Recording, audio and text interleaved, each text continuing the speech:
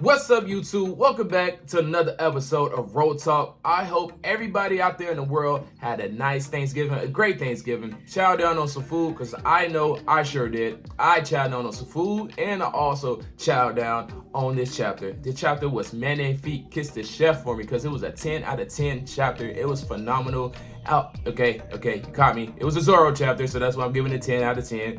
But nevertheless, it was a great chapter. And before I start talking about this wonderful chapter that we had, I'd like to thank you all for taking the time out your day to watch this video. It does really mean a lot, all the love and support that I get out there in the world. And guys, since we're talking about the Thanksgiving and being thankful, I'm thankful for all of y'all, my 9 subscribers. I might seem like a little number to some people out there in the world, but all those 9 subscribers, I do appreciate you for subscribing to the channel, liking the video. It does really mean a lot, and I'm thankful for that. But guys, let's start getting into chapter 1033 of One Piece. Let's go!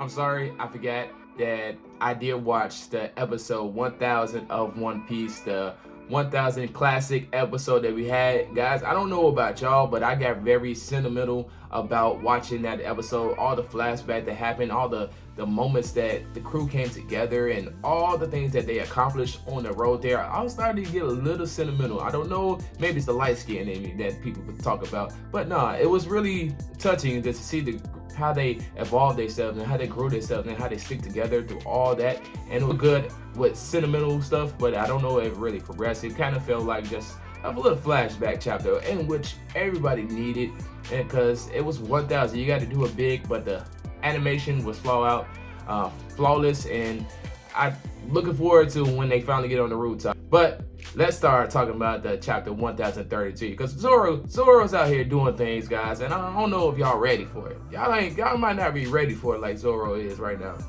Before we start diving into this chapter of Zoro, we have to talk a little bit and give a little bit of respect to King, because King flat out was showing that he was a first commander, and he was just at the moment of time to attack, he attacked. When Zoro dropped his guard and was trying to talk to Emma, he attacked Zoro and came right at him.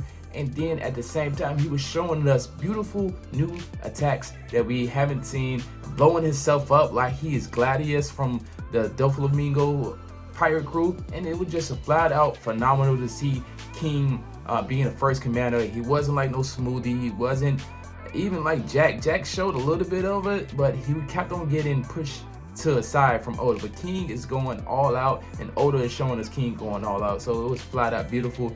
And also, we do get a little bit more about the Luranians thanks to Queen fighting Sanji. Queen overheard Sanji talking to Zoro, and he was like, hey, your boy Zoro is not going to make this fight because King is Luranian, and they can survive any type of catastrophic weather disaster there is. They are supposed to be like almost like gods, and they had to be thinking about what is King. And like my last video that I did, I believe King is some type of way, I wouldn't say a devil fruit user, but I believe they probably was the first people that can use like devil fruits, if it makes that any sense. I don't believe he has a devil fruit, but I believe for some type of way they had capabilities of like Gladius, being able to blow themselves up, or being Engie itself, because he has the power right now. It seems like a little bit like Sabo with the flying fire fruit, and also at the same time he has like powers right now like Gladius, blowing himself up like a bomb. So it's a lot of things that's going on right now, and I just believe that King right now has, being an ancient person he is energy itself. So how do you blow up energy itself? Well, that is why we have Zoro, because Zoro not only knows a lot about swordsmanship, but he can also cut basically anything. And like I told you in my last video before, Kinemon cuts flame, and he wants to learn how to cut flame, and he spends some time with Wano, so probably he knows how to cut flame and maybe even energy. Well, that didn't last long. I already started talking about Zoro, but because Zoro this chapter was flat out just what we wanted to see. I'm just going to jump right into it and tell you guys, Zoro is confirmed having King's Conqueror's Haki, and that was none other than having so much training in his past from Shimosuke Village. And the reason why it was very all full circle is because the person that was not a mentor to him, but somebody he listened to, was a fisherman on the island. And that fisherman was none other than Shimosuke Kobazoro. I cannot pronounce that, I'm sorry. Once I hear people talk about it, I can bring that in my dialogue. I cannot just bring it out right now. But anyways, Shimosuke Kobazoro was the person that taught Zoro the Senuchi, where he taught Momo. And why that comes full circle as well too, because it was somebody that Zoro was learning stuff from, but Zoro always pushed that aside. It wasn't until Zoro was getting his face kicked in from King and getting beat up and losing his swords and just not looking like the Zoro we all love and see. It wasn't until then that he started recalling these flashbacks. King basically whipped Zoro into a flashback, and that flashback was kind of on the premises of what a sword really is. And Shimosuke Kobazon was telling Zoro one day while Zoro was training, like, hey, just to let you know, it was kind of like Harry Potter. Chooses the wizard, Mr. Potter. That much has always been clear. At the end of Deathly Hallows Part 2, when the dude that was selling Harry the wand was telling him, hey, every wand chooses its owner, its master. You don't choose, the wand chooses you. And that's the exact same thing with here, what we have with swords, just a little bit different. And the reason why is Zoro, he accepts the challenges of all his swords, except for one. First one was the Shidai Katetsu. I believe that was right. The Katetsu, whatever Katetsu he has right now, he has the Katetsu, and he challenged the Katetsu by asking who has the most. Is it your luck or the curse that's stronger? So he throws the sword up while he was about to purchase the sword. He throws the sword up and he challenged himself. He said, if the sword cuts off my arm, then that's it. The sword is win. But if it doesn't, I'm the sword's master. So he challenges that and then wins that challenge. The Wano Ichimonji, he asked the previous owner, like, no, can I have this sword? Because I'm gonna take this sword into the heavens. Like, this is the sword that everybody will talk about one day. And he accepts the challenge of that sword. So that's why he never had no issues with those two swords. But with the last sword, Emma, he's not accepting the challenge of Emma. And Emma is saying, you gotta go all out. Because I know this dude over here, King, he's very strong. And you need a little bit more of a oomph to beat him. And Zoro was like telling Emma at that time, before this chapter started, he was like, no, I can't go all out like that. Because if I go all out, I'm gonna die. And then they basically having a conversation without Zoro actually listening, because Emma is saying like, hey, you gotta believe into the sword and you're believing into this. Because if you don't, I'm gonna just kill you myself, because I don't got time to work with no weak people. Like, I'm gonna drain you out. Like, we gonna do this my way, and you gonna have to get onto the board. And Zoro starts finding out the creator, Shimosuke Kobazon, he's the creator of Emma, and he's also the creator of Wano Ichimonji. And he learns that when he was training back on Shimosuke Village, that Shimosuke Kobazon was telling them that, hey, you have to accept that swords are like knives, okay? But these swords are crafted to kill numerous amount of people because from the great swordsmith. And all the people that say swords are cursed, not true. It's not the fact that they are cursed. It's the fact that person that tried to hold the curse and they fail to hold it or lose an arm or lose their life.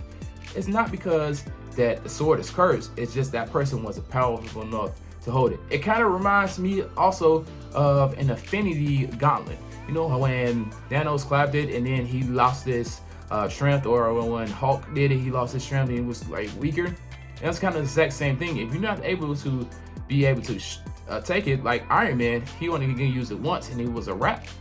But you know, Thanos and the Hulk used it once or twice and it was still alive. So that's kind of like the dynamic with the swords, the cursed swords, because if you use the cursed sword and you're not strong enough it's game over for you. And Zoro, and this goes why Zoro is a great character, because Zoro has 3 great swords. 2 of them are kind of cursed. The Katatsu is cursed, we all know that. And Emma is gonna like, hey, I'm gonna drain all of you. Like, you better come with it or don't come at all. And then Zoro relates like Odin was doing this, and he used the sword as a feather. Like, it was nothing to him. So Zoro is now competing along like with Odin in some premises. And if Zoro completely can master this, that shows that Zoro has surpassed Odin. So that would be a great feat for Zoro, and also it'd be a great addition to the already powerhouse of the Straw Hats. And like I said before, Zoro has King's Conquer Haki. That's how he's now able to start controlling Emma, because Emma's saying that, hey, if you want to use me, you're gonna have to use me all the way. And Emma's saying you're gonna have to use King's Conqueror's Haki to use him. And I believe in that way Zoro will be able to control Emma. But I'm excited. The reason why I'm so excited about this, because not only does Zoro has King Conqueror's Haki, but if you saw what Zoro was doing on top of the rooftop, and he didn't barely know what King Conqueror Haki was, now he dropped down fighting King, and Kaido is stronger than King. Let's face that right now. And Zoro, one attack that he used hurt Kaido real bad. And now just imagine Zoro starting to learn this and master this. Wow, it's going to be flat out. Zoro will be a deadly character. He might be the top commander, probably not over Ben Beckman, but Zoro probably will be up there. We gotta see what Ben Beckman has to offer, because I would know Ben Beckman is gonna be a powerhouse. I'm also excited too, because if Zoro has King's Conqueror's Haki, is that what makes a black blade a black blade? Because time and time out there again, we always saw that Zoro was trying to figure out how did Ryuma make a black blade. And also when we got here to Wano and Zoro was talking, he learned it was like, hey, so they had to forge it with what? So it has me thinking that Zoro probably will unlock a black blade as well here on Wano, and I'm just looking forward to a black blade, because Mihawk has a black blade. Zoro has to have a black blade. And what if Zoro has 3 black blades? What does that say about the whole attire being the greatest swordsmith? Like, nobody else in the world of One Piece ever had more than 1 black blade. So if Zoro has 3 black blades, woo! Come on, Oda, give it to me. But none other than less, guys, Zoro, this is why we love Zoro. Let's clap it up for Oda. Zoro is here, and he's about to show you what's going on. I do not believe we're going to see any more Zoro until Sanji beats Queen. So we're going to have to wait for that. And then I believe we're going to have some other stuff to get into. But if we have a chapter next week with Zoro fighting King some more, that's going to be something great. It's going to be Thanksgiving all over again. But that's something that I cannot wait to see. We got a chapter next week, I believe. So you will see me here again. Guys, once again, I give this chapter a 10 out of 10. It was a flat out great chapter. It was Zoro that did it for me. Zoro is the one that made this chapter a 10 out of 10. Favorite character and all. But it was 10 out of 10. Great chapter, Oda. Can't wait to see what happens next in your further adventures with this whole thing. Because I know if Zoro's doing this, I know you got something planned for Luffy as well too. So can't wait for it. Till next time, guys. Peace.